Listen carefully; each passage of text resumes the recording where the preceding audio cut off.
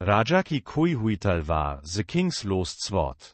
बहुत समय पहले की बात है। एक राजा था जिसका नाम राजा विक्रम था। वह अपने न्याय और बहादुरी के लिए प्रसिद्ध था। एक दिन युद्ध के बाद उसकी प्रिय तलवार खो गई।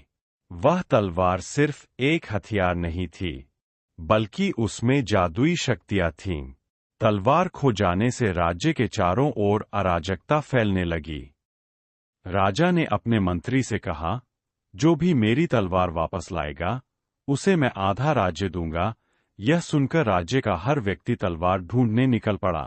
राजा के राज्य में एक युवक था जिसका नाम अर्जुन था। वह गरीब था, लेकिन उसकी बुद्धिमानी और साहस के किस्से मशहूर थे। अर्जुन ने भी तलवार ढूंढने का फैसला किया। अपने सफर की शुरुआत में वह एक बूढ़े संत से मिला। संत ने कहा, तलवार को ढूंढने के लिए तुम्हें 3 कठिन परीक्षाओं का सामना करना पड़ेगा। तैयार रहो। अर्जुन ने संत से पूछा, मुझे कहाँ जाना होगा? संत ने कहा, पहाड़ों के पार एक गुफा में। पहली परीक्षा में अर्जुन को एक विशाल राक्षस से लड़ना था। राक्षस तलवार के गुफा के प्रवेश द्वार पर पहरा दे रहा था। अर्जुन ने अपनी चतुराई से राक्षस को हराया। उसने पत्थरों से जाल बनाया, जिससे राक्षस गुफा में फंस गया।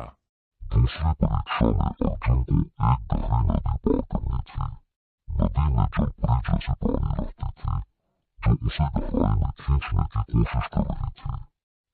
अर्जुन ने अपनी बुद्धि से एक नाव बनाई और नदी पार कर गया। दूसरी परीक्षा में अर्जुन को एक गहरी नदी पार करनी थी। नदी में जलपरी जैसी प्राणी रहती थी, जो उसे गहराई में खींचने की कोशिश कर रही थी। अर्जुन ने अपनी बुद्धि से एक नाव बनाई और नदी पार कर गया। तीसरी परीक्षा सबसे कठिन थी।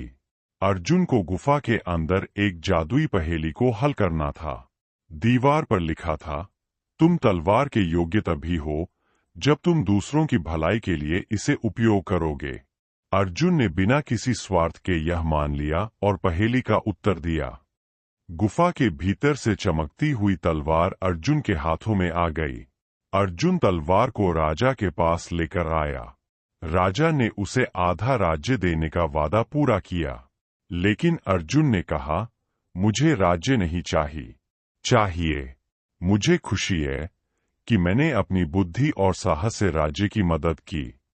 राजा ने अर्जुन को अपना सलाहकार बना लिया और पूरा राज्य उसकी तारीफ करने लगा।